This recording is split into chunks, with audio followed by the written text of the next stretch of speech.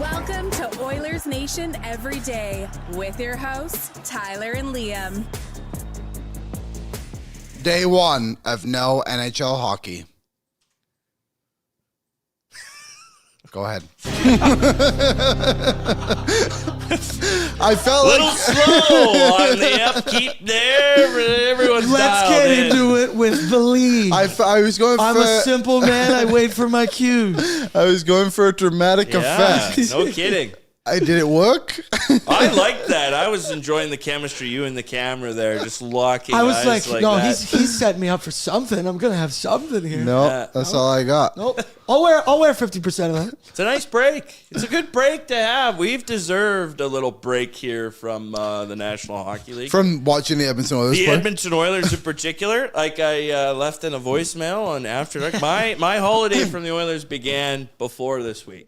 The weekend, I said, no more. I'm not watching this Leafs game. I'm not watching this Flames game. Instead, you chose something much worse, the Alberta Junior Hockey League. Hey, Anyways. I had a 4.5 hour drive one way and then a 4.5 hour drive the other way. It's, Big 2 points for the Pontiacs. Yeah, go Yaks, go. Go Yaks, go. Only 3 points back. 8 back. Oh, sorry, 3 games. 3 games in hand. 3 games. Hear me out. 8 back. 3 games in hand, and 4 head-to-heads against the Oil Barons. Damn. Oil Barons number 1, or are they at the bottom? No, they're the 4th in the North. Ryan Pontiacs Arnold. would be, I think, 2nd or 3rd in the South. But they're not in the South, so they're not. Yeah, I'd be like the Oilers. Yeah. Like, hey, if they were in the East, they wouldn't be in the playoffs. Right. Well, they're not. Right. The Detroit Red Wings have managed to stay in the same location and play in both conferences. I'm a fan of realignment. However, this year, let's keep it how it is. Like these divisions, like let's. Is that a This separatist comment? no, hey, now. I can't beat these allegations. I don't know what I need Well, to do. statements like that. No, my point being that, look, this has been one of the longest formats for divisions and playoffs we've ever had in NHL history. It's just in general time. That's set aside from the Oilers' discussion in general. For this year, it's great because I know Vegas won yesterday, but they're still within earshot here of first in the Pacific, which, by the way, I didn't know this until the other day. The Oilers have the longest drought in North American pro sports. Oh, really? Without winning their division. North American pro sports. Yes. That the Columbus includes Blue, the Blue Jackets probably haven't been around long enough to They be haven't part been of around long enough. No, we're going like, I believe, 87, 88? 86. Someone let us know in the chat. Anyways, welcome one of into the those years. Sports Closet studio. Head down to one of their 3 locations. Sherwood Park Mall, St. Albert Center, Kingsway Mall. Mm-hmm. You can go get your new, probably don't have any Pontiacs jerseys. I would be surprised if they did. Yeah, that would be unusual, I think. Yeah. This is team apparel. You got to be an employee to get such sick stuff. I thought I'd wear it because I see you occasionally wearing your Penticton V's stuff. When I'm feeling controversial, I don't wear it. Yeah, exactly. That's fair. Only wear it after a win. We're also a presentation of Bet365. You can download the app today. Whoa, use the promo code NATION, NATION. I don't even have to spell it out for you anymore. It's right there on the screen in front of you.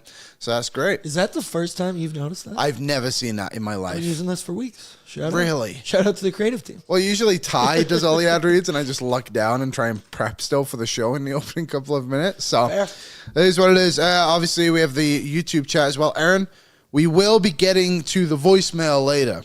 But I need the some voicemail. The voicemail. The I one. got two. You got two now? Okay, excellent. If you if Aaron, you can throw the I'll link throw it in. Please leave some of your thoughts. We'll get to that at 1 p.m. We have Ryder coming up from the Sauce, as per usual, on a Friday.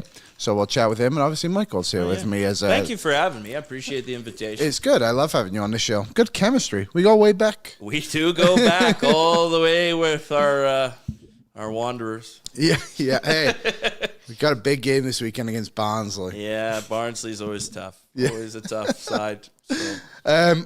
Big news coming out yesterday in regards to the Edmonton Oilers. Zach Hyman, well, I guess first, Brayden Point, not able to go to the Olympics, which is, I think, one thing with when these injuries have come up, there has been a side of like, there's so many players other people wanted on the team That like the players who aren't going have just kind of become irrelevant in a way. You know what I mean? And like Brayden Point is a significant loss for Team Canada. Oh yes, and him not going, he did gain a little bit of chemistry with Connor McDavid. Obviously, towards the end of the Four Nations, I think just the final, maybe the semi-final as well. Whatever they ended up playing out there, it's a big loss, and they've replaced him with Seth Jarvis. First of all, what do you make of the decision and the loss of Brayden Point?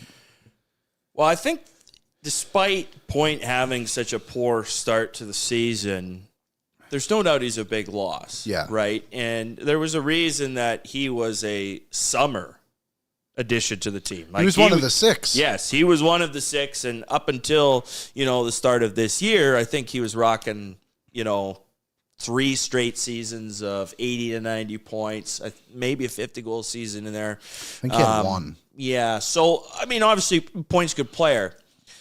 So they go to Seth Jarvis, and Jarvis's name, as we were building these mock teams, watching a lot of discussion about who could or couldn't make it, Jarvis had really been left out of the conversation. Like, his name dropped, and obviously he had an injury, before the new year and all that. He was on the Four Nations team. Jarvis is a good player.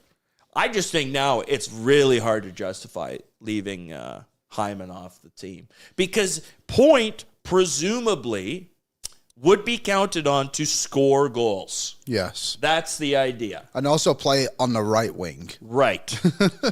Zach Hyman plays on the right wing. Right wing.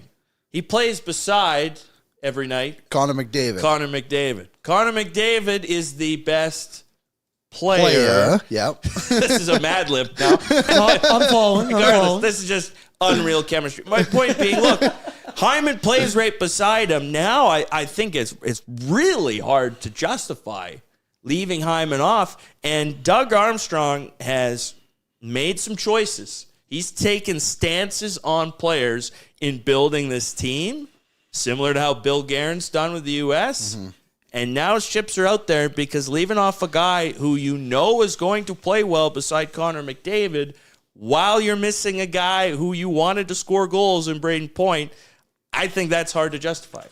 I think I completely agree, by the way. I think there's a couple of sides of it which make it even more interesting. One, if this was a tournament, like let's just say the Four Nations didn't exist. Yes. And you were going into this being like, you don't know who's going to work with McDavid, but you're under the assumption it will work because he's Connor McDavid and he's the best player in the world, and you have the other best players in the world alongside him. But we live in a world where that's not what is happening. We live in a world where the Four Nations just came and went last season, and for 4 games, they really struggled to find much to play with McDavid. They basically played everyone besides McKinnon and Crosby alongside him, it felt like. Yep. And now you're going into this tournament with a player in Seth Jarvis, who, again, a great player. Like, when we discuss these, it sounds like we're talking down to him. Anyone who makes Team Canada is an elite hockey player, and he is one of them. Seth Jarvis is a great player. Yeah, great player, but he didn't play for Canada at the Four Nations. They barely used him at all. So I just don't understand how you can justify it in that sense of like, well, we've got Zach Hyman here who's clearly showing like a ton of chemistry. That first line with McDavid, arguably the best in the league. You can debate with the Tampa Bay line too if you want, but the point is the others line is 3 Canadian players. I would have loved to have seen Hyman there. I just think we should have maybe seen this coming a while ago. Well, I'm, in a sense, over it. Yeah, because I am when too. the team was initially announced, look, that's when you have your initial outrage. In fact, of all the Edmonton Oilers, the one that doesn't make sense the most to me is Mattias Ekholm. Yeah, well, that's just there seems to be a feud between him and the coach. Yeah, there's definitely a thorny issue between, let's say, Ekholm and the brass there.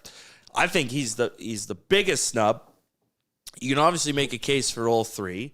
I know Cale Makar is commanding the 32nd best power play in the National Hockey League. I'm sure that'll magically reverse when he goes to Team Canada, but we know there's a defenseman currently who commands the number 1 power play in the National Hockey League. So I'm largely over it, but this was just one kind of twist of the knife at the end here where it seemed there was a legitimate case where you're getting a player to slot in a similar role who could play with McDavid and who wasn't, the Cirelli type of player who gets replaced by Bennett. I understand there's different types of players for different types of roles. Me too. This one seemed like it would have been a slam dunk. I agree. I think it would have been a slam dunk. People in the chat, Ryan Nugent-Hopkins is in, Hyman's teammate, of course.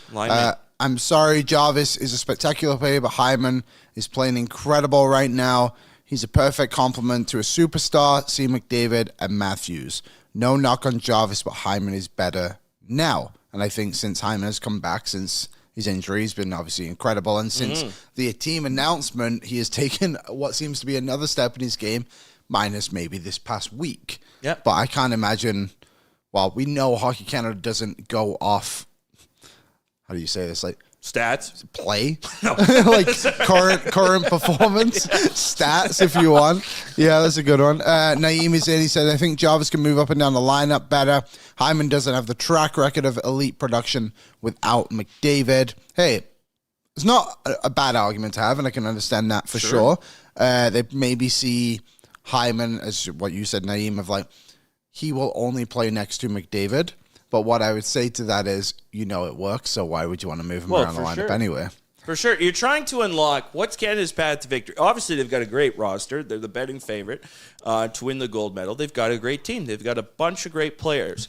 But your path to success here is having Connor McDavid play at his very best. Yeah. Right?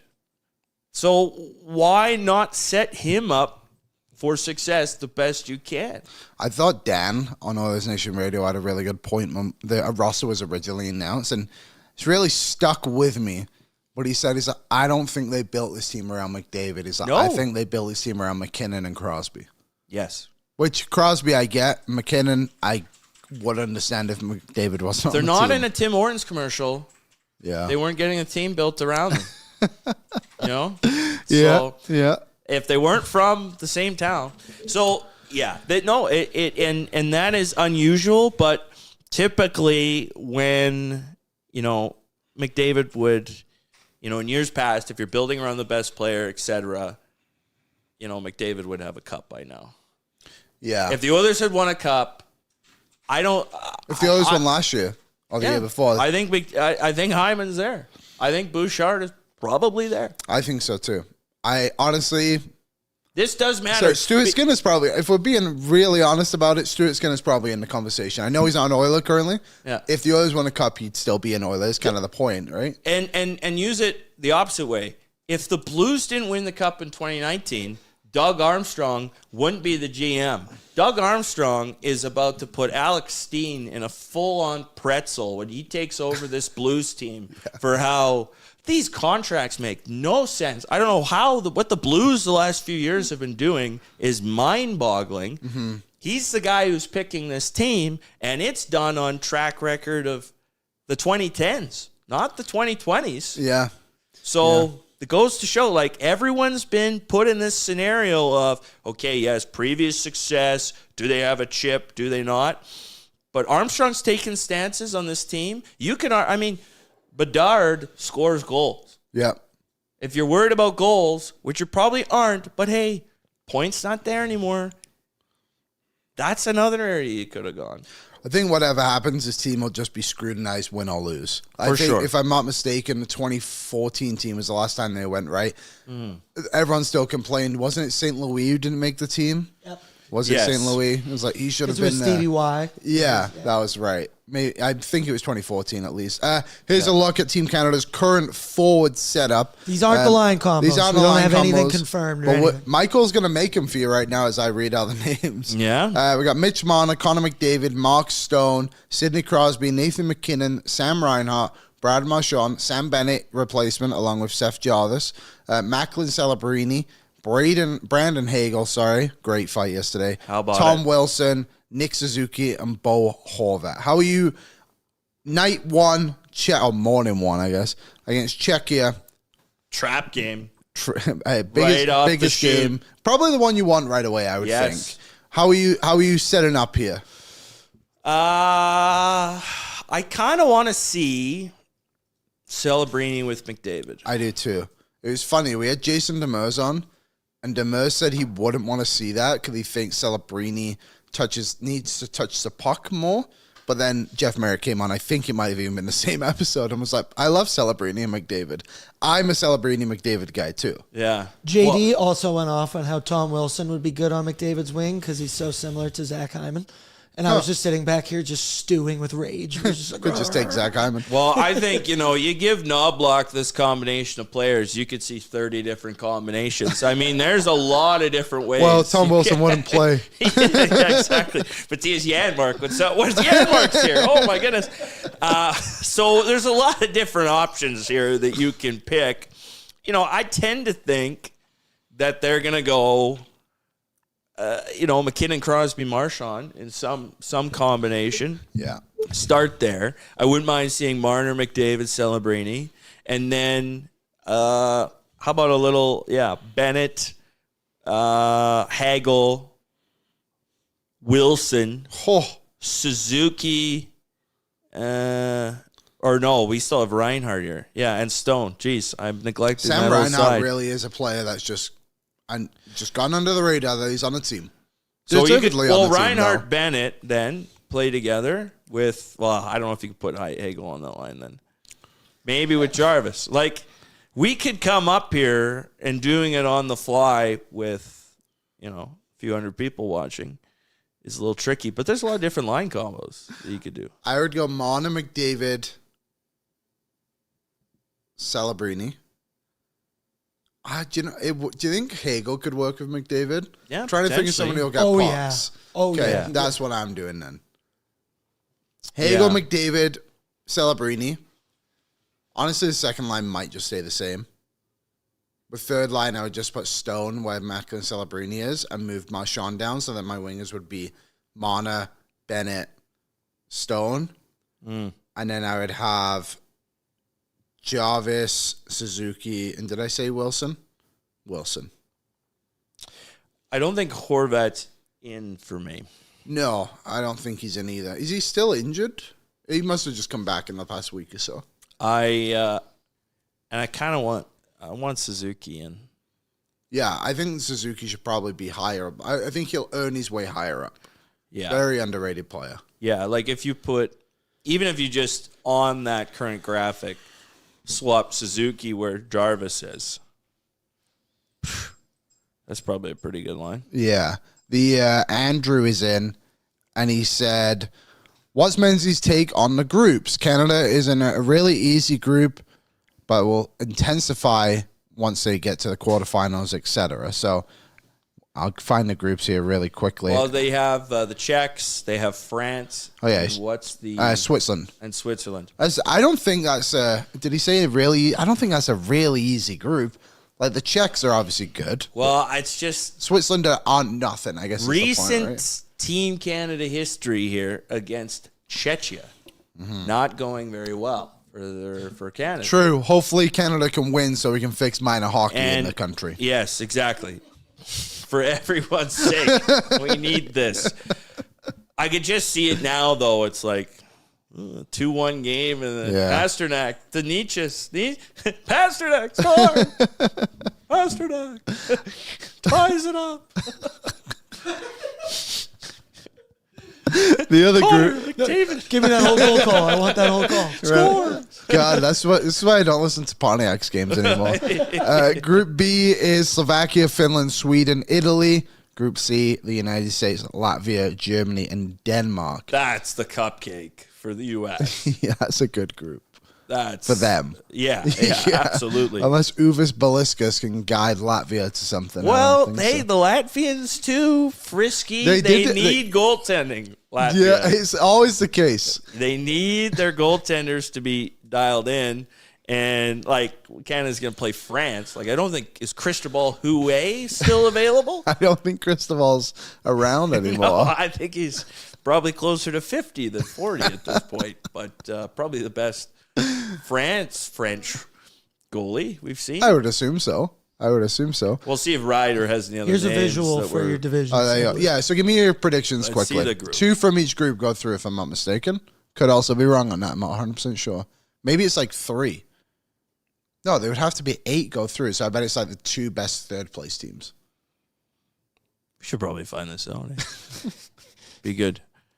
Well, the Swiss, I mean, you got career loser Fiala trying to guide them. But, yeah. What, didn't they lose to Switzerland in 06? I think Martin Gerber. Really? Something like 48 You're the saves. hockey story. Yeah, you tell me. I'm pretty sure they lost to Switzerland in 06, and it was a huge detriment. I think Paul DiPietro had like a goal and assist for Switzerland. Jamie, fact check this. It is the top two third place teams go through as well. Pardon me? The third place teams with the most points, the top two go through. Ah, yes. Yes. Okay, make your picks. Oh, people are saying flag game. Canada, Czechia, Switzerland no qualify. I'm gonna say Don't like the French, eh? Big Brit doesn't like France. Okay. This is why Sweden. the claims come out, man. This is why. It always goes back. I'll say Sweden get through as first. Yeah, I'll Sweden. say Slovakia. I want a bit of a Big time. I want Go a Slovakia. something. You're Yeah, not going Slovakia chalk? You're not second. going chalk? Finland third. Not Italy. You didn't know which way they'll turn either. They could just turn you back on you any moment. Well, Italy wouldn't take like Italian lineage players for this tournament. Bettman insisted, hey, I know you're hosting, you want to do well, whatever. Take some guys that maybe weren't born in, Mangiapane, the bread Italy. man. And they're like, no, we want to reward our guys. So these guys that are on Team Italy are just, Gonna get smoked. Giovanni and and the boys down on the beer league team. And then the US and Germany will obviously be the top two teams there. Yeah, Disagree with anything? Hopefully. That's going to be like 1944, that group. Oil City Barons said, where's France? I don't see a white flag. All right, let's get to our first guest of the day, Ryder. Aaron, do you want to do the Oodle Noodle ad read? Shout out to Oodle Noodle, one of my favorite spots in the entire city. They got the $2 deal going on right now. Whoa. Any regular, any premium box. Breathe, Bordzy, breathe. They got... you're on that, Eli. Oodle Noodle, favorite spot in the entire city. They do fantastic work. They also work with all kinds of communities. Actually, check the Oodle Noodle Instagram because they just posted a video. I believe it was yesterday, and the Kingsway stuff. Yeah. They got all kinds of good stuff. They're working with local charities. Oodle Noodle, they are the absolute best for a reason. As I continue to kill time. My favorite Oodle Noodle box, you ask? Probably the combo bowl. I believe right now the community box is the Tokyo Glaze. So that's the one where 10% of it goes to Kidsport, I do believe. But you cannot go wrong with the Tokyo Glaze. I recently got the Sorry. buttered chicken mac and cheese once again, Liam. It might not look the most appetizing, but damn it, that is delicious. Yeah, hold up. You were really prepared for you, Ryder. Thanks for having me. All right, go ahead. People can get a look behind the curtain, I suppose. We forgot to... we didn't have a mic. We forgot to put the mic in place for Ryder. On February 18th, 2006, God, I thought you were going to say 1944. No, we cannot continue. What happened then? Switzerland shut out Canada 2-0. Paul DiPietro had both goals and double check, but I believe it was Gerber in net. Oiler legend. Martin Gerber. You always enjoyed Gerber, right, Ryder? Big Gerber fan. Big Gerber, Gerber baby. Right from the start. What's the jersey? The goat. The goat was a radio station I worked at in Bonnyville. Okay, that's what I thought. And I actually went in to grab to see what kind of Team Canada gear I had today in the old closet. And then I felt weird wearing like a hockey Canada. They're not starting yet. And then I saw this, and I haven't worn it in a very long time. Yeah, well, it looks good. Looks good. Thank you. It looks good. Thanks, fellas. Okay, easy. I always found being a guest is very strange when you're in the middle and the hosts are on either side of you. Flirting with I don't know which way to turn. I don't know how to handle this. Well, it's good to see you. Obviously, the GOAT, long time in Bonnyville for you. So we both have this lineage of Bonnyville, and now look at us talking about Milan, the Milan games. Hey, I worked at the Lloydminster news station, New Cap News. Okay. Let's go. That's where I started. Me too. That area pumped out some incredible talent. You damn right. Yeah. It's been a bit of a wild week for the Edmonton Oilers. I think we should start with a negative and then get to the flag game, which could be a negative. What have you kind of made of everything that's gone on with Edmonton? I mean, the Draisaitl quotes. Someone said in the chat yesterday? He said the quiet part out loud. Yeah, I think finally, maybe, he said the quiet part out loud. Yeah. It felt like they kind of pinpointed certain areas that they thought could use some work, but he actually said what we were all thinking, which, like, they need to get better. And I think the most impactful part of that speech for me post-game after the loss to Calgary was right at the end when they said, like, you guys seem to get it together for playoffs or something of the sort. And he said, like, we're not nearly the team that we were going into the playoffs the last 2 years. So that's a bit of a wake-up call going into the trade deadline that if he doesn't have faith, I mean, who does? That's the big quote that I took away from it, too, was not like this, he's calling out the coaching staff, although he did. But that phrase, we're a different team, we're not the same team, because there's been this assumption that, well, they can just flick it on and off when they like, but there's not that many games left. You know, like they've played most of their schedule. Well, and it seems like in years past, they can flick it on and off. And there's games like when you play Calgary going into a break type game, that's when they would flick it on. Yes. There's been so many moments this year that you're like, oh, this one, they've gotten the bag. It's important. It feels more important than your normal late January, early February game. And they just put up stinkers against bad teams. Really bad teams. And like, so they don't have that flip on like they have, you know? Yeah. I think the other side of it, which should be very alarming for Oilers fans, they didn't stumble into the playoffs based off points, but they did based off performance. They were not very good going into the playoffs last season. Obviously, there was a ton of injuries too, but like the fact that they're currently saying that we're not even close to the team we all thought could get eliminated in the first round last season is crazy. I don't recall, like, maybe you would know a bit more, Menzies, than me, anyone during this like era of the Oilers in the regular season being like, we're kind of sucking right now. In like the way Draisaitl did, you know what I mean? Like in terms of on the team, players. Yeah, that's off a ice good happens question. a lot. Yeah. Jarry a little bit. Yeah, besides last 2 weeks. Yeah, because I remember when Tippett got fired, that was what, February 22?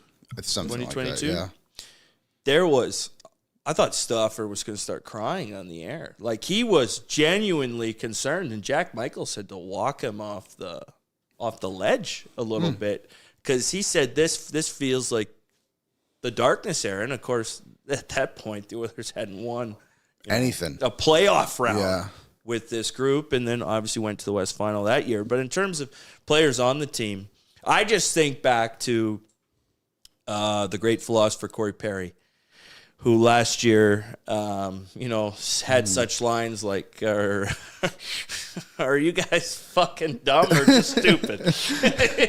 When they went down 3-0, or had all these high sticking penalties, or all this different stuff. They don't have a been there, done that guy on this team.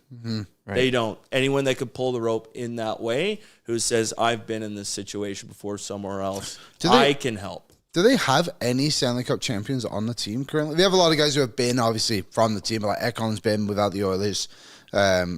Henrique's been without the Oilers. I don't think there's anyone on the team currently who's won a cup. I don't believe so. That's not ideal. Jarry may have been under team control, but I think he was drafted. I don't think he won. I don't think there is anybody. I haven't really thought about this, to be honest. Ekon's lost 3 times. Ekholm has lost 3 times. Yeah, it does feel like... Is Regula? Regula's never won one with Boston. Okay. So does that become a priority at trade deadline? Like if you've got 2 options and one's a little quicker, but also got half more the team does have this Stanley Cup experience. Like that's right. Such a cop out. Like that's so these guys are in the prime of their careers. Like that should come from the room. You don't need to outsource for that type, or at least you shouldn't. But they are definitely lacking. But with Corey Perry, for example, it wasn't only a Stanley Cup champion. I know that happened when he was very young, but like he played with Niedermayer, Pronger, like some of the greatest players to play the game. Won Olympics, won a Hart Trophy. Like he'd done this without being an Edmonton Oiler. And I do wonder if that does matter when you come to the trade deadline. And that's why I would look at Ryan O'Reilly. I think he's a really good asset for them because people pointed out yesterday is like you don't want rentals because like who knows what this team is. Yeah. Well, he has another year anyway, so that seems like a good option, I would say. Well, that's actually who I was thinking when I said that. Like if it comes down to similar trade packages for O'Reilly or McMahon, like do you lean into the O'Reilly based on having that kind of guy in the dressing room? I think I would, especially a guy who. He's won a Selke before. He won a Conn Smythe. I think he did them both in 2019 when the Blues won.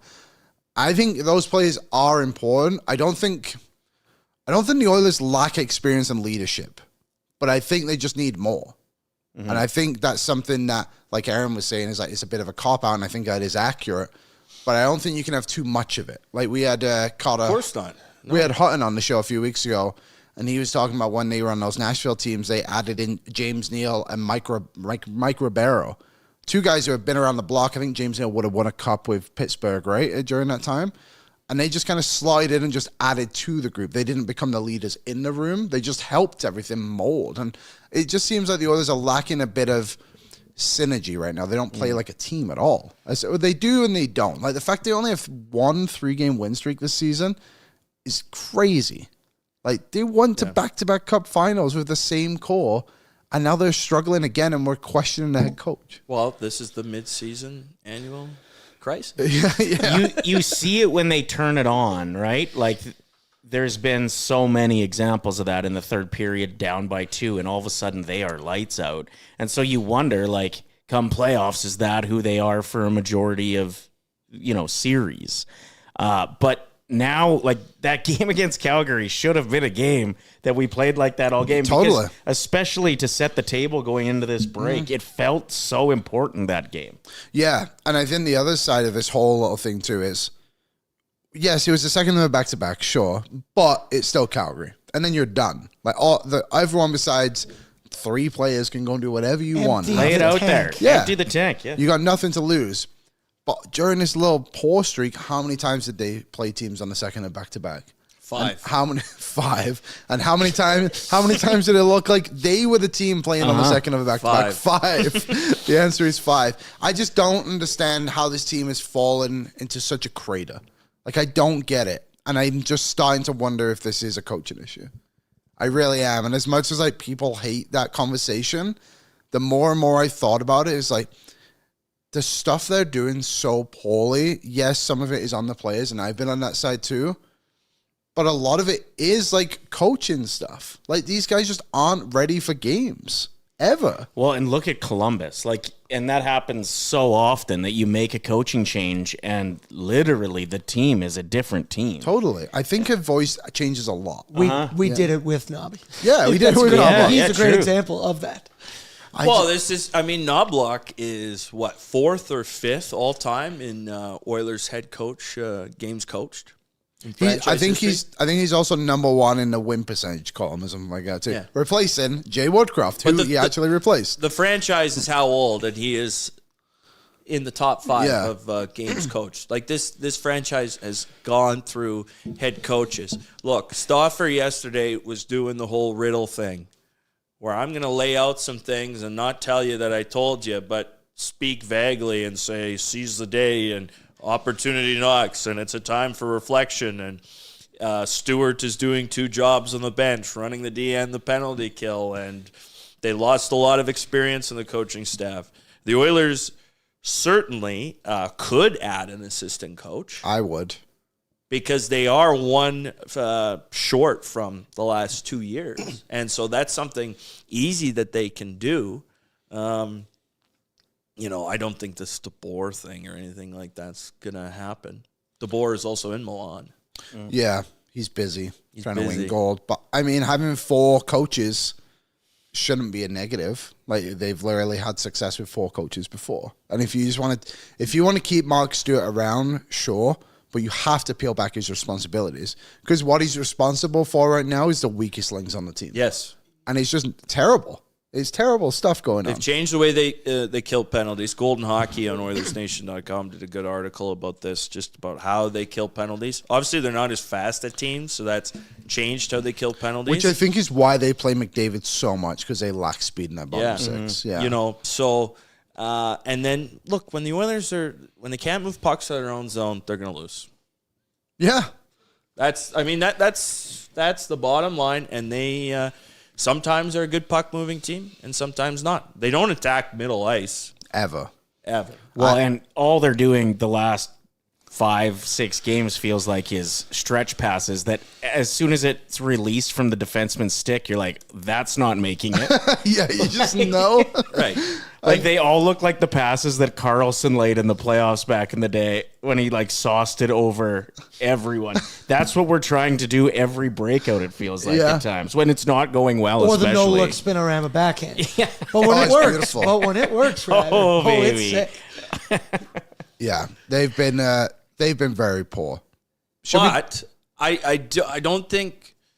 Look, there's a lot of issues with the team. I think a lot of the solutions, at least for this season, could be internal. I agree. Do not make a panic move. And with that, I would not fire Chris Knoblauch. I want that to go on the record too. You just let the season play out.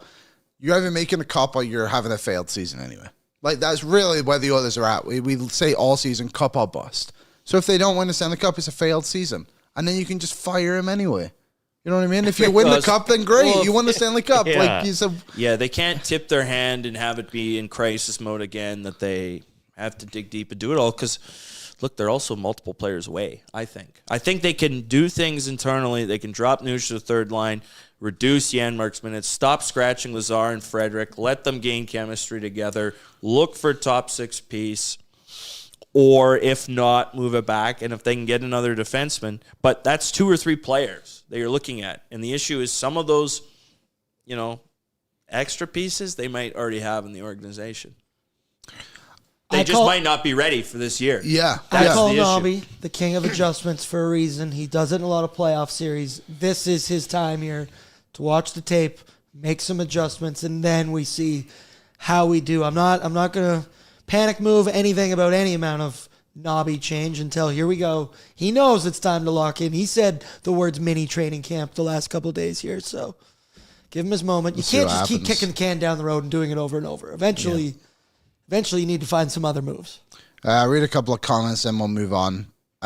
Maynard said, sauced. Shameless plug, Ryder. Yeah. That's the show you do here at Oilersnation. That's correct. Yeah. When is that? That's Monday to Friday. 9 to 11 Mountain Standard Time. Yeah. It's a good show. I like it. Thank you. Maybe I'll put a link to that in the YouTube channel as well while we're here. Ryan Nugent-Hopkins said, let's not get crazy. Nob has made some great decisions in his tenure. He's outcoached a lot of teams in the playoffs. That being said, the overusage of our stars is unacceptable right now. I agree. I think this needs to start being a floor on how many minutes players are playing.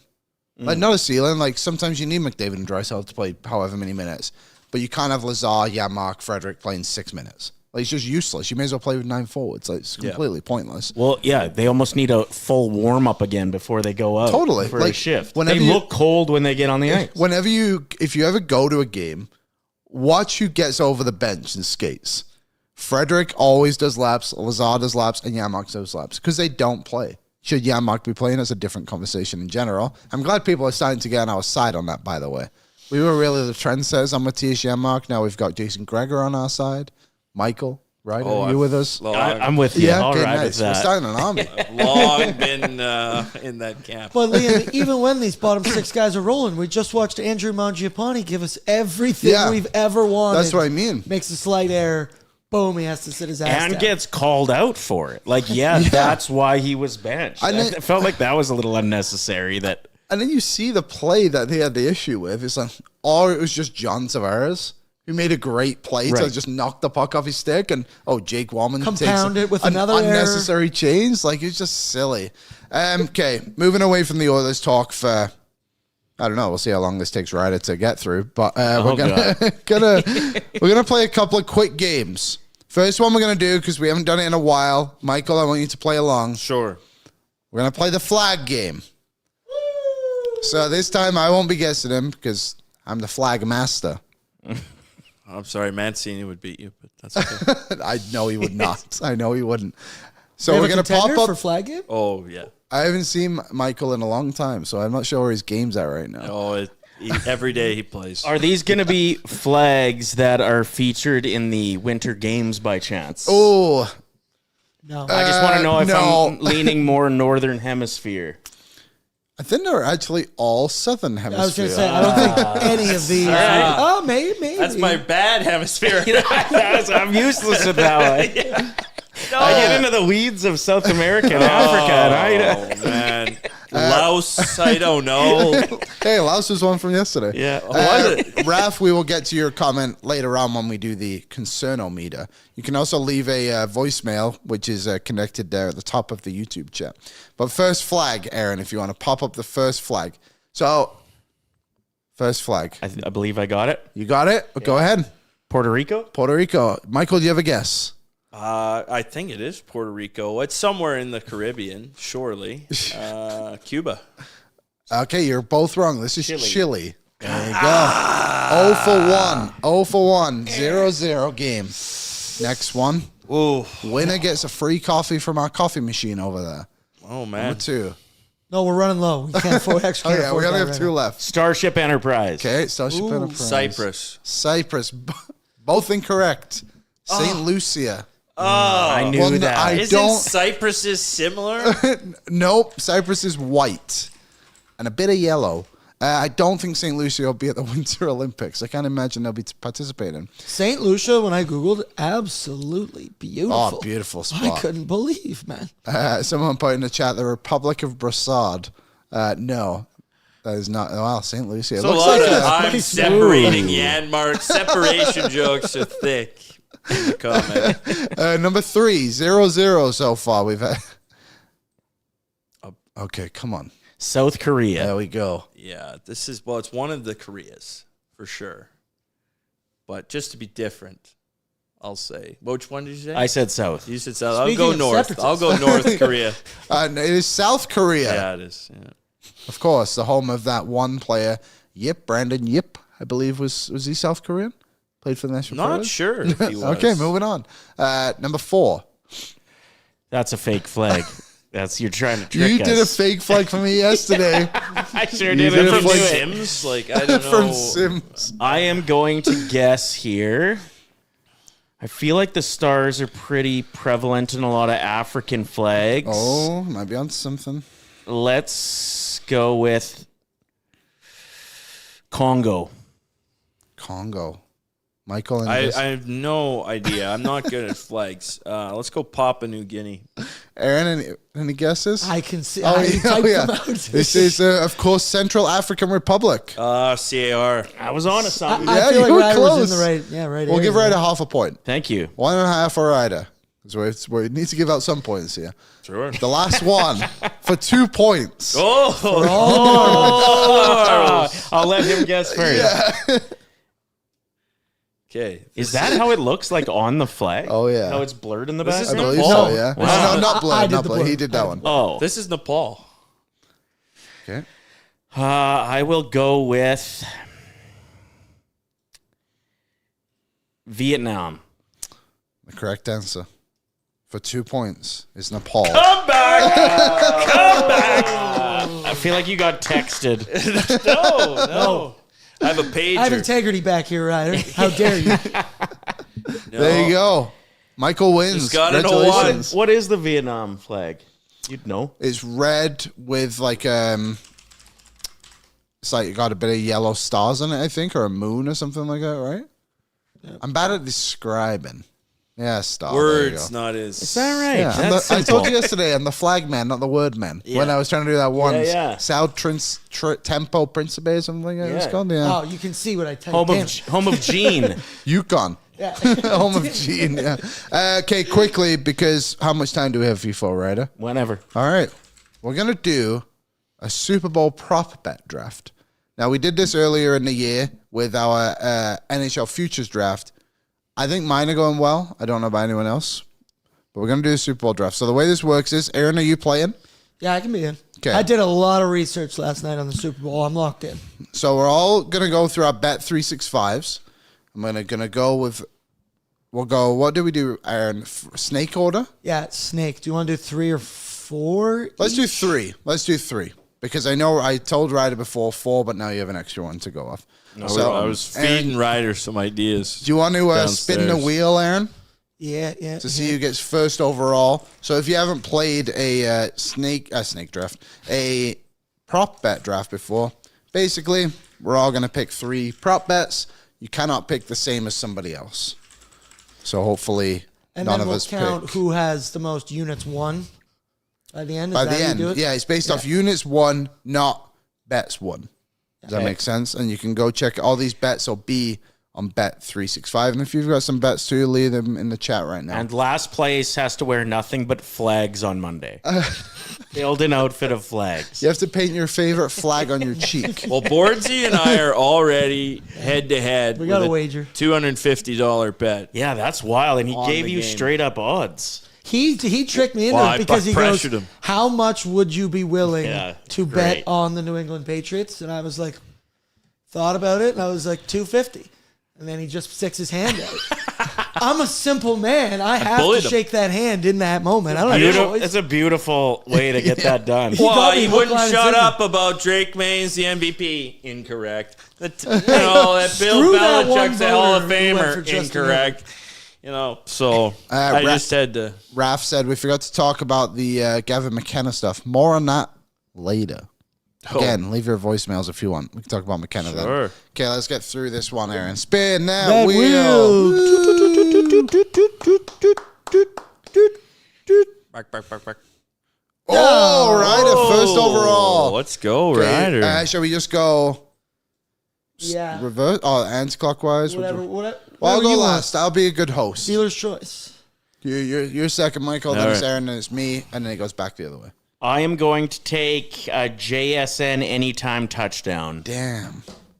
Okay, what is that currently at? What are the that odds? is, I'll give you 1.90 is Bet365 right before we started the show. Minus 110, I think. Okay. Would be 1. Minus 1. That makes sense. Yeah. I want to go back to the alt lines. Every time I say odds, I feel like I'm saying them wrong. I don't know if anybody else deals with this, but like the plus, minus, all of a sudden people are including hundreds in it. 190. Oh, decimals. Yeah. Not for me. That's not the Euro system, isn't it? The fractions. Yeah, it just confuses me every time. I'm going to take the Seahawks alt line minus 13.5 on the spread. That's plus 252. That's them's fighting words. That's so disrespectful. I told you my cap for the game. Seahawks by margin or the Pats money line, I think. What did you say the line was? Minus. So an alt spread. Yeah. So Seahawks minus 13.5. The odds there are plus 252. That doesn't seem high enough. Aaron. Okay. So I went through a lot of things last night. I went through a lot of props. Maybe I'll share some of my prop ones that, for the folks, I didn't do much Seahawks. I did do some Seahawks research, but I'm going to go a little bit straight up here. But my first bet is going to be Stephon Diggs to record the first catch for the New England Patriots, currently at plus 300.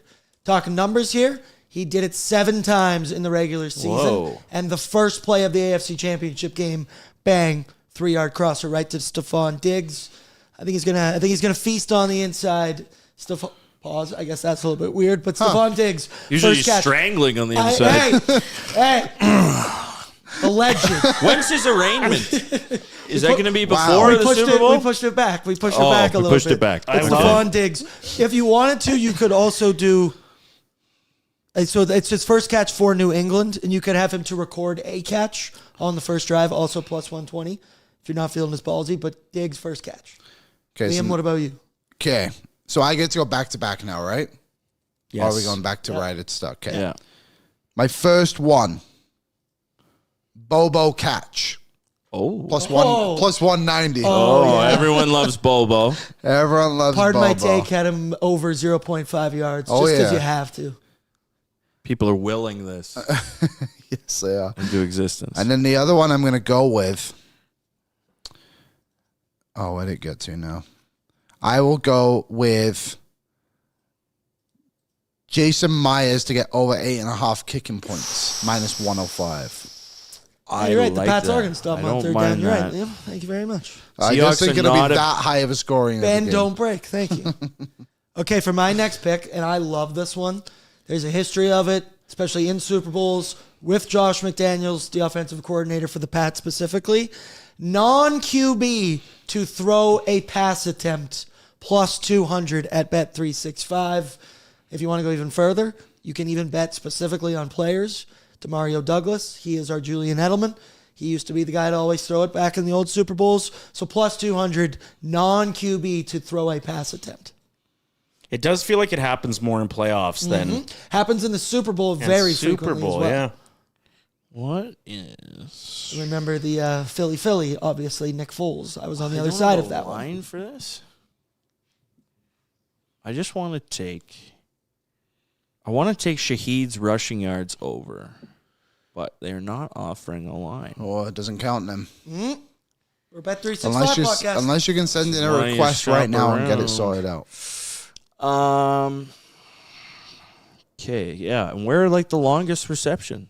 Oh, that's where- in the player.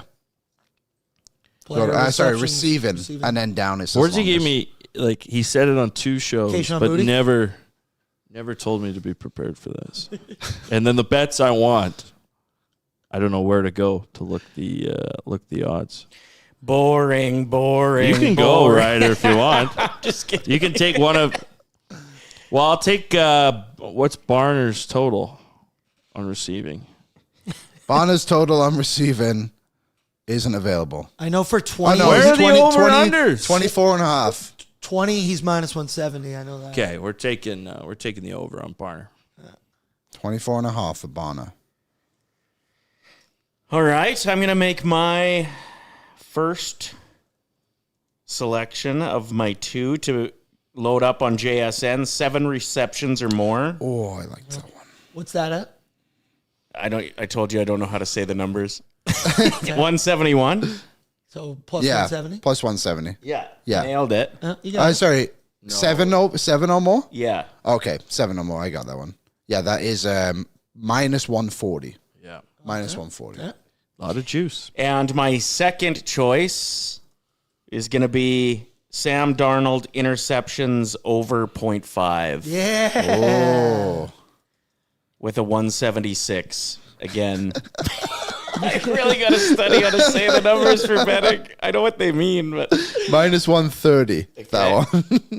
I Okay, like that Michael. one a lot. Back to you. I'm sure you've had enough time to make a third pick.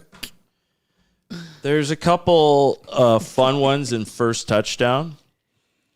But honestly, the best odds would be Drake May, 18-1. So I'm going to take that. MVP? No, first touchdown. Oh, first scored. touchdown. Sorry. Plus 1,800. Yes. I like Yes, I Michael. like Shaheed at plus 2,000. Well, Barner's worth of poke at plus 1,400. And it's plus 1,200. 1,800. 1,800. Okay. there was one game last year where I bet first touchdown scorer, got it right, so then I just kept on betting next touchdown scorer, and I got 4 in a row. Damn. My account, I don't think it's ever looked so juicy. Never, and hasn't since. Or sauce. Okay, Aaron. Okay, for me and my final one, I'm just checking one in case. I like Drake May. I'll take Drake May over 37.5 rush yards. I think the under is the side there. He's a young guy. We know Seattle can tend to get pressure. I say it all the time. I've been yelling it all week, but the key to any football game, any Super Bowl, it happens all the time. Can you get pressure with 4 men on the interior lineman without sending a blitz? Sam Darnold, not mobile. Drake May, very mobile. So I like him for over 37.5 rush yards. He had 65 in the last game, 66 in another. He likes to run the ball. My turn. Yep. Stephon Diggs under 44.5 yards. Minus 110. I hate all of you. And we're doing 4 each? Yeah. Oh, no, we're doing 3, right? It's 3. So Okay, so that's it. That's it. That's it. Okay. So, Aaron, I missed yours, but I did Bobo catch plus 190, Myers over 8.5 points, minus 105. And Diggs under 44.5 yards and minus 110. Ryder, what did you get? I had JSN anytime touchdown, one bet, 7 receptions or more, another with a Sam Darnold at over 0.5 interceptions. Seahawks alternate spread minus 13.5 is plus 252. Barner over 24.5 minus 110. Receiving yards is minus 110. And then Drake May, first touchdown, plus 1,800. Sprinkling some MVP while you're there. I'm going Diggs, first catch for New England, plus 300. Non-quarterback to attempt a pass, plus 200. Drake May over 37.5 rush yards, minus 110. Okay, there we go. We'll let you guys know how they go on Monday. I'll let you guys know how they go on Monday. See you on the other side, folks. How was the sauce this week before we let you go? Anything you want to pump on there? Yeah. How was the hockey tournament last weekend? Hockey tournament last weekend was great out in Nisku. It was wild. We weren't sure exactly what we were going to be doing. We thought maybe just go out and like film a little video telling people about it. They handed us mics and said, you're hosting the coaches skills competition. So we were right in the middle of the ice, 1,500 people, and just giving rundowns on like hardest shot and fastest skater. It was awesome. It's a really well put together tournament. That's awesome. Like the kids that win the tournament get like rings. Cool. They got a great raffle out there. R&R Empowering Society of Alberta is the crew that puts it together, and worth checking out and donating some money to. They do some great work in the city. Great stuff. The sauce was awesome. We had a guy jam bottle cap art I in saw today. that today. Yeah. He's incredible, and he's a huge Oilers fan. I So was just on the Kelly Clarkson show, going on it. Yeah. One of the two, yeah. That's wild, Sauce, isn't it? Clarkson. You know you're on media roll when you're right in there on the yeah. Can we go on to the list? list. Yeah.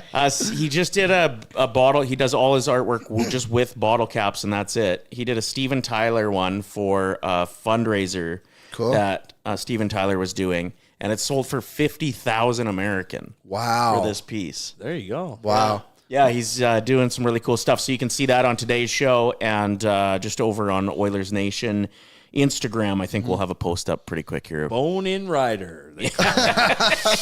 Reese asked me, he's like, do you think I can make this a clip? I was like, no sponsors, but we're good. Bone in Ryder. There you go. Thank you, Ryder. Yes, of course. We will Take a look see at you. that. There That's you what it go. looks like. Unbelievable. Yeah, that is good. Well, there you go. Off into the wind, Ryder goes to enjoy his weekend away from the office. Farewell. Thanks, Ryder. Yes, See you later. good to see you, sir. Back to us. I thought you were going to turn off the camera. I'm sorry. There he goes. Can't hide it. There's the door right Okay, there. how we doing? How we doing on the voicemails? I have currently 2 of them, and then I think I got a couple more of them during the show. Okay, so we're gonna do our concern-o-meter for the next 10 minutes. Then we will round out the show in the final 20 minutes with some voicemails. If you have a voicemail that you haven't sent in yet, send them in. We'll try and get to as many as I we got can. 6 currently. Okay, 6 might be more than enough, but if you got a couple, let's see what trickles in here. Okay, concern-o-meter. This is for Derek Dodge, Aaron, if you got a minute. So the way the concern-o-meter is going to work, I'm going to propose a concern to Michael, my co-host, and he's going to, let's say, give me a rating out of 10, typical one, and then give me a bit of an explanation behind it. We'll try and do this for the next 10 minutes or so. Presented by our friends at Derek Dodge. Shout out to Derek Dodge. This is the beginning of a new chapter here at Derek Dodge Edmonton. Let me do this all as I go. Right now, they have the most unbeatable deal in the world, brother. You can walk off the lot, the brand new vehicle. They even got some used ones on the lot. But every vehicle purchase, you will receive, you see it right there below me, a trip for 2 to Viva Las Vegas. That's right. You can walk off the lot with your new whip and to tickets and flights, accommodation, everything. Nice setup, Derek Dodge.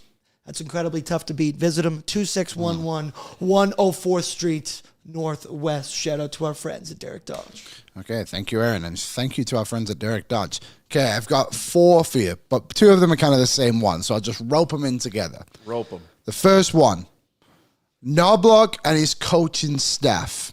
Level of concern 1 to 10. We obviously have had recently the comments from Leon Draisaitl calling them out. You played a clip before the show as well, talking. It was Connor McDavid after the Cup final, talking about how paraphrasing a little bit maybe, but it was like, we just kept beating our heads against the wall. Trying to do the same thing. I kind of forgot that happened, but I remember at the moment being like, damn, you did try and just do the same thing over and over again. Yes. We thought they made some changes.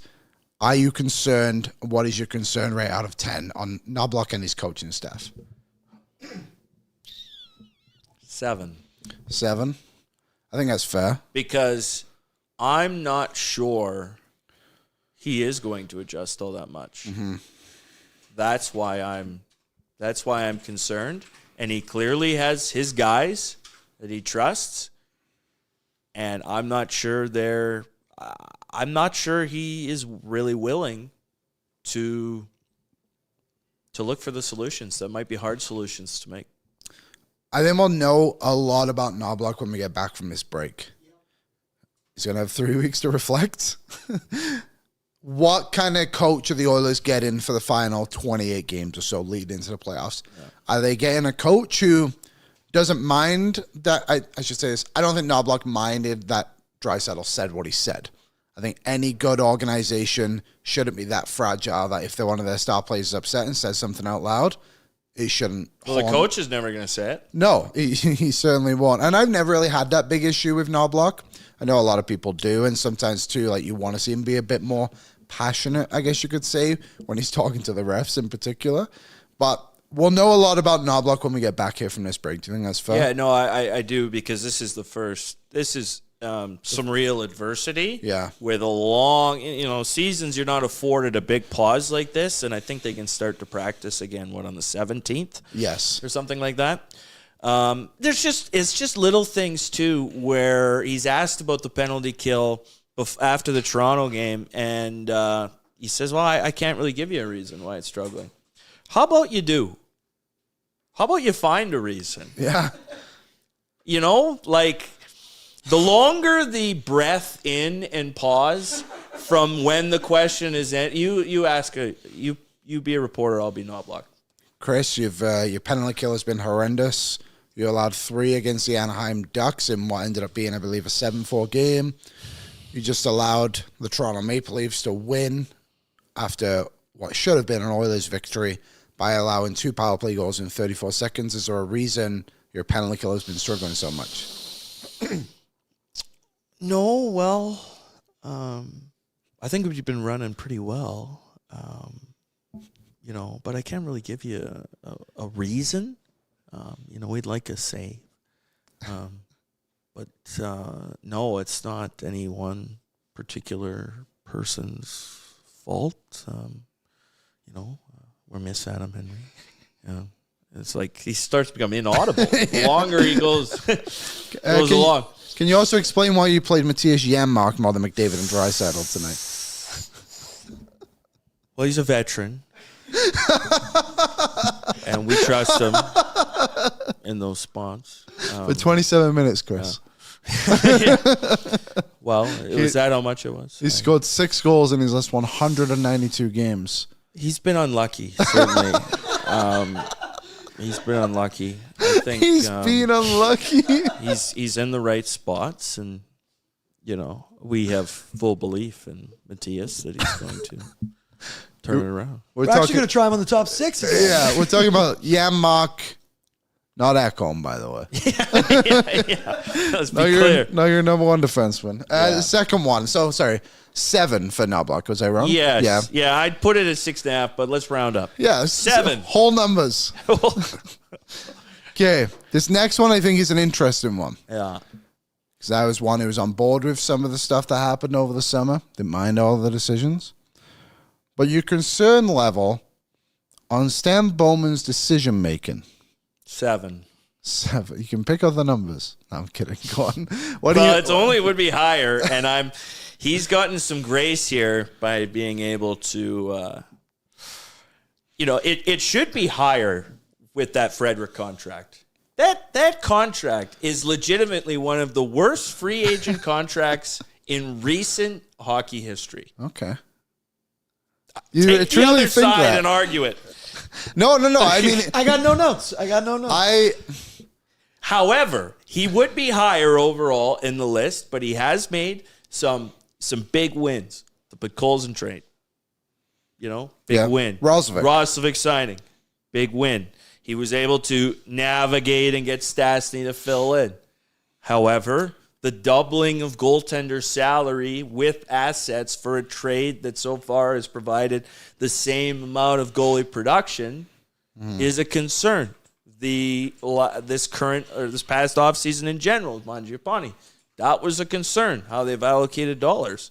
So it would be higher. He has some other wins. I'm going to put it at 7, but it could be higher. The term is what is damning on Frederic. I'd say so. Yeah. What I mean is like the number, you could almost live with the number to an extent. The cap's going up. I've not given up on Trent Frederic for the reason of this 7 more years, and you have to still believe. No, we can't give up on him, baby. But I always go back to what you said, and I completely agree. They got to find a role. Yes. They can't just be this guy who's going out on the fourth line. And I think he's actually played a little bit better. I actually think his healthy scratching the other day was unwarranted. Yeah. I think he deserved to play. And that decision for me goes back to the Knoblauch stuff. I would actually say I'm closer to probably an 8. Okay. If I'm including all the staff that's on the Knoblauch and the coaching staff. Just because that decision is baffling. And it combines with one of so you basically just bench Mangiapane for a full period. And then somehow come back to him the next game, but healthy scratch Trent Frederic, who you gave Mangiapane shifts to. Against a Calgary team who you went in there last time and had your shit ran by Adam Klaka and that fourth line. The only reason we hear from Ryan Lomberg is because somehow this guy has an impact in 2 games of the year, and they're both against the Edmonton Oilers. Yeah. So I'm getting worried about Knoblauch, and I think things have to change. Bowman, I'm going to go a little bit lower. I will say I'm a 6 for the reason of I think his mistakes look a little bit worse because of the coaching staff. In the sense of okay, we've ran through the 4 goalies this year. And all of a sudden you've got a goalie in Tristan Jarry who has not been that good recently, don't get me wrong. Has gone from a .909 save percentage of the Pittsburgh Penguins to some of the worst goalie displays we've seen in the past couple of weeks in the NHL. That isn't him. That's not just him, I should say. That's on the defense and the strategies they're putting out there. And then you look at Stuart Skinner, who is coming back down to earth a little bit recently in Pittsburgh, but look like what the Oilers were giving him in December when the Oilers run this great run. So that's why I don't think I could put them on the same level, but they're definitely not far apart from each other. Yeah, and to that point, I've been, I think, as hard as anyone on Frederic, maybe in the staff. But yeah, I have always tried to find then the solution. Yeah. Because it doesn't matter if I'm upset about it. Well, what can they do? The contract is signed. So find him a role. It looks like now, actually, the fourth line might be a spot. That's not why they signed him there. But tough titty, they have to figure it out here and get something from him. Because his 32 games without a goal in a row, his 3 points, Szymanski is nearly eclipsing Frederic points-wise. Yeah. But try to find him a role. I'd like to see him kill 1 penalty. Just see what happens. Try it once, because you can't tell me it would be worse than the penalty killing we've seen here lately. So I've tried to find a solution for it. Knoblauch has to look for a solution for it too, because they've committed to him. They've committed to him longer than just about anyone in the organization. Trent Frederic could theoretically be here 6 years, 5 years after Connor McDavid. Yeah. Maybe he's the next guy. Just saying, No, it's a damning way to put it. It's he can't be moved. Yeah. He has an old move. Shooter put in the chat, can you put him on waivers? No. You can't move him. Yeah, he literally has a no move. He's penciled into the roster, the depth chart. He's chipped into the rock of Rogers Place. Yes. He isn't penciled in anyway. Exactly. He's dying with that arena. That's right. The last one, and I don't want this to come across as too alarming for people, but Ryan Nugent-Hopkins' placement on the roster, in the sense of the concern on meter being, he's not playing as well as he should be. I think it's fair to say he's not driving a lot of offense, but do you think he could fall down? I think if they can't make a move right away. Like coming back out of this break, presuming that there isn't a trade ready to go for, was it in Anaheim on Wednesday, the 25th? Yes, Anaheim, San Jose, back-to-back. I would look to have Nuge center the third line. I think the Oilers' best line that they can create is McDavid, Nuge, Hyman. Don't get me wrong. Mm-hmm. But the bottom six, this is like a low tide stat. He's been harping on this, but the bottom six is like goal share is reaching historic levels of shittiness. Reaching like the 74-75 Washington Capitals, which, if you don't know, that's one of the worst hockey teams of all time. I think they won one road game all year. Okay, they were an expansion team. They were bad.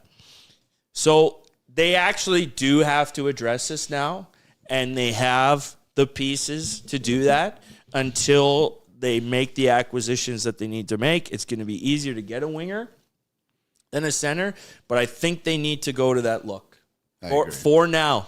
Because, look, we need to see different combinations so that the team can gain momentum and confidence. Knoblauch's key word all the time, confidence. They need to gain that confidence for when the games matter in April. Because, and this is sort of a sidebar about, just in general, about, people question, well, we shouldn't get too wrapped up in all this regular season things because this isn't the test. The test comes in April. The goal is to win the cup. The regular season, by and large, doesn't matter.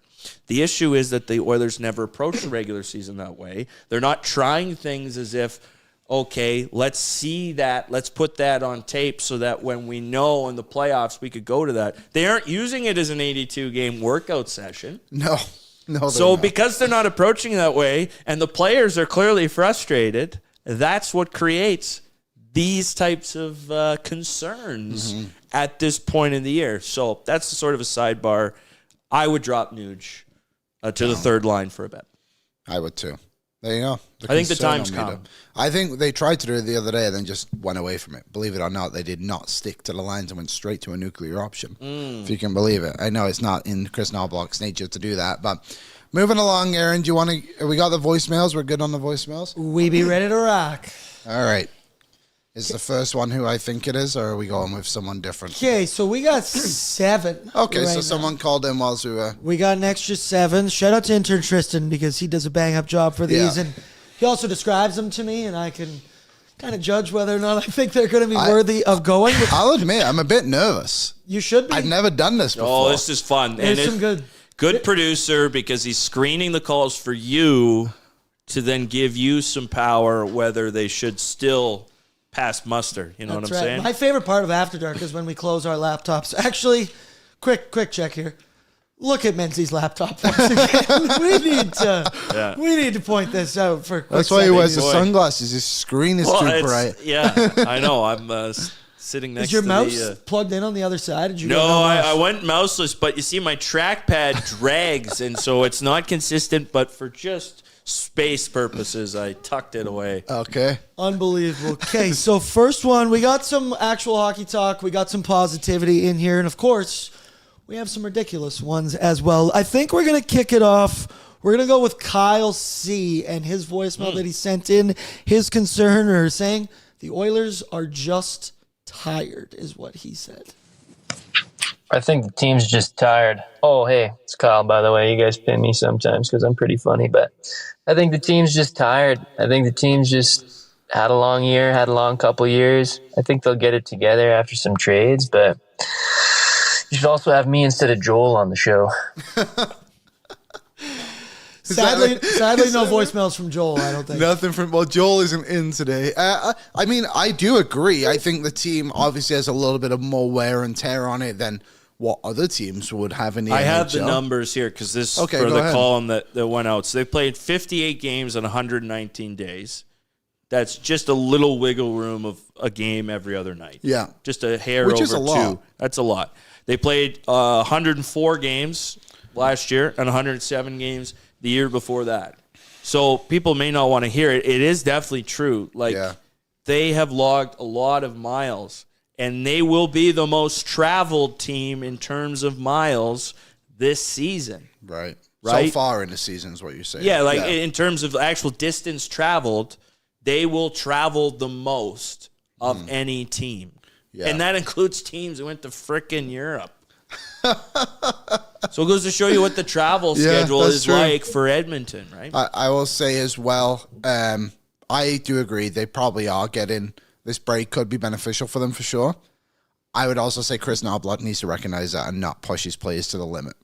But I agree with you, Carl. Everybody needs 10 days in call. Yeah. And then we come back. Down in Margaret. All right, next one we got up is our pal Duran, long-time listener. Duran. First-time caller, I guess. I'm pretty sure I went to Nate with his wife. Actually, fun fact, he's pointed that out. His call is about Hyman being snubbed and one Connor McDavid. Let's take a listen. I do not get how Hyman can be snubbed again. These guys are dumb. Like, is it because his parents are rich? Is that what this is all about? Again? Who knows? Other thing, I am fairly certain that McDavid would be one of those guys who lives in a van outside the rink, you know, like some of those baseball players, you know, where they're making millions and millions of dollars, but they just live in a little V-dub van outside the baseball field and do whatever they want other than playing the sport that they play. I'm pretty sure McDavid would be that guy if he wasn't married to Lauren Kyle. Like, he'd probably just live in like a little apartment that he never is in because he's always in a rink playing hockey or something like that. Yeah. Pretty sure. Correct me if I'm wrong. Do you think he was going left or right? We didn't get to hear the smash at the very end of that. We didn't get to hear like the road and like the engine, you know. We just hear the blinkers going off. And so we're unsure. And so therefore I was a little distracted during the call. I would say on the McDavid part, I'd buy that if he wasn't. I was thinking before you said it, if he wasn't married to Lauren Kyle, I can't see McDavid doing anything too fancy. You know what I mean? Just he doesn't nice seem like house. the most. He doesn't seem like he gives. He doesn't seem to care. Yeah. I mean, not about his appearance, obviously. Like, and if that makes him a robot, then he so guesses be it. he's Who a cares? robot. There's only one robot on the Oilers, and it's Snob. He's the robot. The chat loved that impression. That was so it's like, come on. Duran is in the chat. He said, left and right, my guy. Got to do what you got to do. Hey, appreciate the call. I recommend you pull over before voicemail on just a straight road. It is what it is. On Hyman, we talked about it already. We both think he's a snub. And we think Seth Jarvis is a good enough player to be on Team Canada, of course, too. But just as the idea of Connor McDavid should get his guy there. Cale McCarr did it. Why can't McDavid have that? I think it's wrong to say that. Yeah, agreed. All right, next up, you talk about being nervous, Liam. Our pal Shooter McGavin has called into the voicemail line. Shooter! Tristan, this is the real test, whether or not he's talking about the Flames game. And I think there's some positivity for us here. What do we got, Doug? Let's take a listen, Doug. Hey guys, afternoon. How's it going? This is Shooter McGavin. Just letting you guys know. I love the show, and here I am sitting at home doing nothing. I'm on call today, so getting paid to look at myself in the mirror and wish I had more hair on the head. Okay. The game yesterday sucked versus the Flames. What a shitty ass game. These guys, they need to get their heads out of their asses. I am over the age of 18. Just to let you guys know that. But I'll take the compliment that you guys think I'm younger. Anyhow, if someone wants that Sports Classic gift card, it's still available. I've won 3 or 4 of them. I won something on the sauce, too. Anyhow, hope you guys enjoy the break. See all you good-looking people later. Take care of yourselves. Thanks, Doug. All right, so we've got more information on how to dox him. So we know he's on call. He's above 18. And he's That's all I got. These things are good to know that people are above 18. above that 18, is good. especially in this day and age. Thanks for calling, Doug. That was a good message. Thanks for watching. As much as we, I specifically me, poke fun at you in the chat, because I'm pretty sure you don't always watch the games as much as you admit it. I know you don't always watch. I do appreciate that you're here every day. This is Shooter's tour, buddy. yeah, my bad. Shooter shoots. It's my time. Shooter's tour. This is golf, not a rock concert. Thanks for calling, Shooter / Doug. Next up, we got our boy Dre. He's probably one of the most active guys in the voicemail. Dre, I absolutely love you, brother. But he's calling in. Bad ending before the break, and then may or may not be mentioning the New England Patriots. I didn't pay him for this. Let's take a listen. What up, Oilers Nation? What up, Bordzy? Shitty ending to a the Olympic break, obviously. What can you do? I just wanted to give you a shout out because I don't think we'll talk before this weekend. Let's go, Pats. We ride, baby. Woo! Liam, I'll handle this one. I'll handle that one. Is that it? Let's go, Patriots. Let's go, Dre. Yeah, buddy, I love you. Thanks, Dre. Dre, you got to start DMing me. We got to talk during the game. As well. Also, shout out Pat's fan in the chat. Yeah. I know he's got a lot on the line as well. There you go. You guys got anything on that one? Mass holes are from everywhere, whether they're actually born there or they just live in It's Sherwood a Park. state of mind. Yeah. All right, Menzies, you wish. Granted, you don't. You're a Giants guy. You're a Giants guy. 2-0 in the big game. Okay, we're going to now go. In the big game. There's been some negativity, and he's my go-to guy for positivity every single time. Lance? It's the one, the only Lance Kane. Come on, Lance. Hey, first time listener, long time caller. I'm just trying to get a hold of Bordzy. It seems like he's trying to avoid my calls. But normally I don't say too much of my opinion on here because I want to spend most of my time trying to convince Tyler he's my best friend and to not evict me from his shed like he did that squirrel, which I'm still pretty mad about. Me and that squirrel had a good thing going on in that shed till he got involved. But I just wanted to say, despite all the frustration and negativity around the Oilers, to start the year, we did say this was a bit of a transition year going forward with new players. Give them a chance. And that next year with all the cap and McDavid deal coming in, that'd be a real big year. So maybe we should just get in the playoffs and see what happens. And as they say, once you're in, you never know. So as much as we're panicking, I think we're still pretty. We still got the two best players in the world. I mean, top of the division, possibly. I mean, there's no reason to think it's not a cup year. Cup year. Yup, yeah. Liam? Cup year. Thank you. Thanks, Lance. What I would say, Lance, and you're a very loyal listener, thank you for calling in. Very. What I will say is, yes, it is fair to say this was going to be a transition year. Obviously, that was Tyler's big thing at the start of the year. Big debate we had.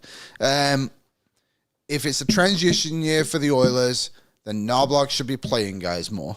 So Matt Savoy can't be sitting there with 10 minutes a night. If it's a transition year, that kid deserves to be playing more often. No? I agree because I do think that they're in this middle ground of between the team they used to be and the team they will be when they're content, like when they're in the final again. Yeah. Because I have been leery of, getting to the final 3 straight times is hard. Yeah. And then winning it for all the reasons that we've outlined above. And that's where I'm confused about where their overall mindset is. I want to know what Bowman and McDavid talked about before the season. Because they obviously aligned in how they perceive things because McDavid re-signed. Right? I'll tell you after the show. Oh, not for you to hear, just for us in our ivory tower. How about that, you plebs? We know the real answers. Stoffer over here. Riddles coming at the 2 o'clock hour. Seize the day. His opportunity to reflect, I think. How many we got left there? A couple? We got 2 left. Two left. Yeah, we got plenty of time. One is from David Attenborough. I believe this I believe this is a follow-up. He reached out about a job application to Oilers Nation. Very curious where this is going to be headed, but let's take a listen. Menzies, Ryder, and my man, Lehman. It is I, once again, David Attenborough. Still waiting on that phone call to offer my services for post-game breakdown. Disappointing. I appreciate the Team Canada discussion, especially the part about France and their white flag was spot on. Zach Hyman reminds me of the honey badger, fierce, brave, relentless, often snubbed. But I digress. It's been tough watching these Oilers lately. Leon Draisaitl, what more should one say? Cup year. Cup year. Thank you, David. Thank you, David. I did not expect to hear from you. Oh. I do find it funny that they've recently started to transition a little bit out of David Attenborough. You know, he's like 90 plus right now. But they're going with Morgan Freeman. I mean, it's not like we're changing generations. Well, they wanted a young guy. You might get a few extra years. That's about it. Yeah. No Surely kidding. David has a son. That's all I'm going to say. Thank you, David. I love the honey badge is the great comparison. I think that's the only person who's knighted who's called in. Yeah, nothing from... We've had Schwarzenegger call in, but I don't think he's knighted. No, nothing from David Beckham. Being Austrian probably precluded that. Yeah. All right, we got one final voicemail. Menzies, you've been given straight fire all day today, and it's Andrew, who is quickly becoming one of the funniest guys in the entire chat, and his message, keep Menzies on ONE. I think Tyler is going to have to stay in Arizona because we have our new co-hosts, Liam and Menzies. Chemistry is undeniable. Is that it? Thanks for the call. Thanks for your call. That's my favorite one yet, Menzies. Yeah, that's a good call. It has been a good week without Tyler. I don't mean that in the sense of like, I'm glad he's not here. Stick to your garbage golf tournament, buddy. No, it's good that we're able to have you on, Menzies, and Aaron's been on with us this week. We haven't said Ryder, and I don't think the chemistry strays too far when it's not Tyler on the show. Look, there's internal solutions. When people are gone, you can find ways, you can mix up the lines, and depth players you got performance. Can have a role. Yeah. They can have a role, and that's good to see here with ON, and, there's a lot of confidence with this group. And I'll say this, without Tyler, there wouldn't be a show. Without Tyler, I wouldn't have a job here. Yeah. I mean, nor would I, and... I guess probably by consequence than me. Ty, thanks, buddy. I hope you're having a great time. It's a big butterfly effect. We need Tyler on O&E. We need him big time. Thoughts on the movie, The Butterfly Effect, Menzies? Shout out Ashton Kutcher. Well, enjoyed it at the time when I was a kid. I thought it was the best. 6 years old. It's terrible. It's awful. Okay, head to head, you get the butterfly effect. Obviously, with Ashton Kutcher, you're aware. You've seen the butterfly effect. I'm not familiar. I was more of a bridge to Terabithia, young man. Well, this was not a kids movie, but it was a bad movie for adults. Bordzy. So you have the butterfly effect or Disturbia with Shia LaBeouf, which was, of course, a reworking of Rear Window. He sees crimes. He thinks he sees crimes with the next door neighbor out the window. Or the butterfly effect. I was a huge Disturbia guy. Obviously, that was in the Shia LaBeouf era when you had Transformers, everything going down. Both movies, good descriptions. Thought they were unbelievable at the time. Disturbia is not as ass, but I would pick Disturbia over that. Yes. That's a good poll. Last thing we got to get to. Thank you everyone for your voicemails. Maybe you didn't have a thought on Disturbia. no, I do not. Shia LaBeouf movie. Probably Holes. Or actually, Transformers 1. It also seems to be on the up recently. Seen a lot of Transformers buzz. Mm-hmm. No pun intended. Bumblebee on the show. Also, Bridge to Terabithia is like the saddest movie. We don't need to get into that one. I don't want to cry. That guy recently, who was the guy who was in that? Josh Hutcherson. Josh Hutcherson, yeah. He was really trending to be the next one in a way that like Freddie Highmore was with Spiderwick Chronicles and such, and like Charlie and the Chocolate Factory. But then he was gone, and then he was the Good Doctor out of the blue. There you go. But Hutcherson, we thought, and then what was he in recently? Five Nights at Freddy's? 5 Nights at Freddy's, yeah, both of them. Two of the worst rated video game movies of all time. Speaking of trending, let's get to What's Trending, presented by Levelware. I got this one, Aaron. Attaboy. For now. Golf is having a moment. And not just a traditional sense, Michael. Yeah. They are... I know you love the Open. The shift has brought Hurley with Levelware. A collaboration, people are calling it. I'm not gonna lie. Never expected Hurley to come back. No, but, I mean, I loved Hurley when I was younger. You should have expected it. And you can head over to check out their collection at levelware.com. I've condensed the ad read from about 7 paragraphs to about 3 lines. You're the David Attenborough of reading lines. Yeah. We've got 3 minutes left on the show. Did you guys also used to go through a phase of like wearing like colorful board shorts that were like Hurley, Billabong, Quicksilver? They were sick. I bet you can... The flashier, the better. Yeah, they were good. And they were like swimming shorts. Yeah, it was like I was ready to go to the pool. Couldn't afford name brands. No? No. Now I feel bad.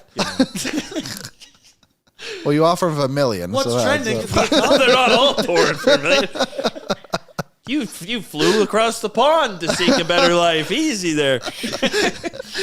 Quick, what's trending? Buck Martinez is retired as the swinging and drive. Sorry, that man did everything with the Blue Jays organization. Literally, and, literally everything. He was the manager, player, commentator. I remember when I moved to Canada, it was Buck and Pat Tabler. And then obviously Buck was with what's his name, the new commentator, Dan Shulman in the Blue Jays. I always go to, my mother got this for me years ago. I never use it because it's so annoying. But I have a Buck Martinez alarm clock. That's like an actual old school clock. But when the alarm goes off, because he'd always yell, "Get up, get up, get up, all and gone."